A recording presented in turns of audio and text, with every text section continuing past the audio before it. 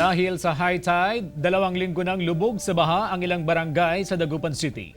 Samantala, patuloy na nakaaapekto sa Hilaga at Gitnang Luzon ang Easterlies at Habagat.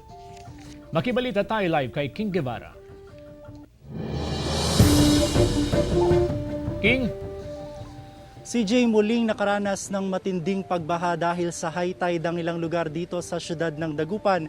Dahil dito, marami sa mga residente ang naapektuhan. Dahil sa high tide, 2 linggo ng lubog sa baha ang ilang bahagi ng Barangay Tambak, Dagupan City. Hindi alintana ng ilang residente ang sakit na maaaring makuha sa paglusong sa baha. Ayon sa ilan, sanay na raw sila sa ganitong sitwasyon sa kanilang lugar.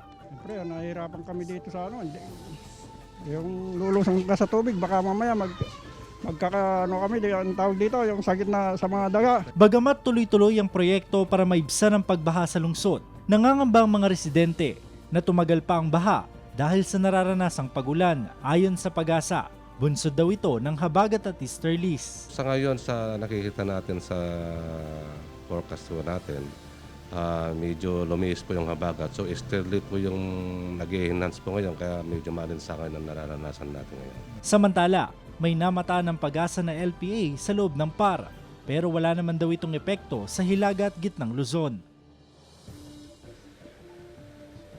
CJ, bukod sa Barangay Tambak, nakakaranas rin ng matinding pagbaha tuwing may high tide ang Barangay Pantal.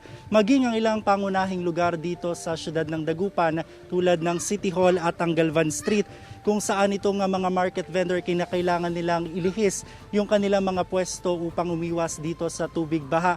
Samantala CJ, ayon sa Pag-asa, wala namang nakataas na gale warning dito sa probinsya ng Pangasinan. CJ. Maraming salamat, King Guevara.